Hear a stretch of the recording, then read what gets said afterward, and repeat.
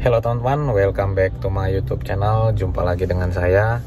Kali ini saya akan coba jawab pertanyaan teman-teman yang masuk ke dalam kolom komentar tentang apa dampak jangka panjang jika pasien diabetes tidak mengkonsumsi obat dan tidak rutin untuk mengontrol kadar gula darahnya.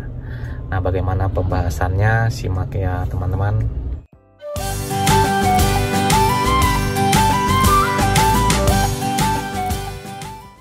Jadi teman-teman, sebagaimana di video-video saya sebelumnya bahwa saya katakan bahwa penyakit diabetes atau kencing manis adalah penyakit yang tidak bisa disembuhkan, hanya bisa dikontrol kadar gula darahnya dengan obat-obatan atau dengan insulin. Nah, banyak dari teman-teman yang sepele untuk tidak rutin mengkonsumsi obat atau menggunakan insulinnya. Nah, perlu teman-teman ketahui apa dampak atau komplikasi jangka panjang jika kadar gula darah tidak terkontrol atau naik turun atau minum obatnya tidak rutin. Nah, komplikasi dari diabetes atau kencing manis bisa dia mikrovaskular dan juga makrovaskular atau menyerang pembuluh darah kecil atau menyerang dan juga menyerang pembuluh darah yang besar atau makrovaskular. Nah, yang paling sering terjadi pada pasien-pasien yang tidak rutin mengkonsumsi obat atau tidak rutin mengontrol kadar gula darahnya adalah kerusakan ginjal. Nah, nanti pasien-pasien diabetes yang tidak rutin mengkonsumsi obat akan jatuh ke kondisi gagal ginjal, yaitu gagal ginjal kronis ya teman-teman, yang akhirnya akan jatuh ke cuci darah.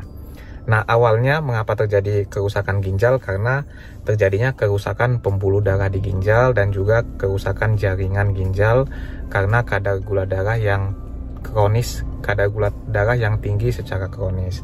Kemudian, selain kerusakan ginjal, bisa juga menyebabkan kerusakan pembuluh darah di jantung yang akibatnya bisa menimbulkan penyakit jantung koroner.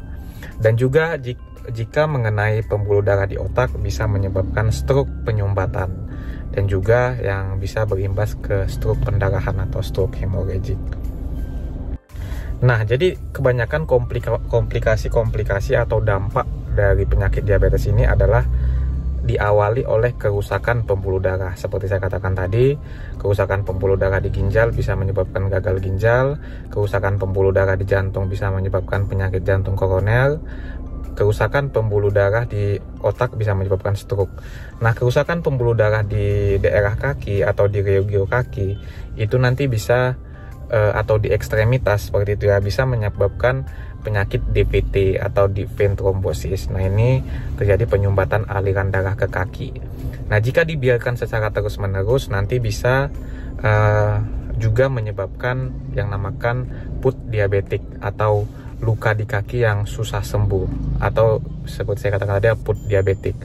Nah, foot diabetic yang terus-menerus atau tidak dilakukan perubahan pola hidup dan juga tidak diobati bisa mengakibatkan nekrosis sehingga harus diamputasi. Nah, jadi teman-teman perlu waspada jika adanya luka di kaki, itu harus segera berkonsultasi dengan dokter penyakit dalam atau dokter bedah agar dilihat apakah perlu digunakan obat-obat untuk melancarkan aliran darah. Nah, kemudian selain organ-organ besar seperti saya katakan tadi, ginjal, kemudian jantung, kemudian otak, bisa juga penyakit diabetes mengakibatkan kerusakan organ-organ seperti contohnya mata, kemudian saraf-saraf di kaki, saraf-saraf di tangan yang mengakibatkan yang dinamakan neuropati diabetikum, dan juga bisa mengakibatkan gangguan di mata seperti katarak, kemudian gangguan penglihatan dan lain sebagainya. Jadi komplikasi diabetes sangat banyak sehingga teman-teman dianjurkan untuk tidak memberhentikan obat diabetesnya dan rutin kontrol kadar gula darah. Dan yang paling penting adalah sebenarnya bukan karena mengkonsumsi obatnya ginjal teman-teman itu rusak, tetapi karena kadar gula darahnya yang tidak terkontrol, kadar gula darahnya yang naik turun. Nah, itulah yang menyebabkan kerusakan ginjal. Oke teman-teman, semoga bisa membantu dan menjawab. Salam sehat.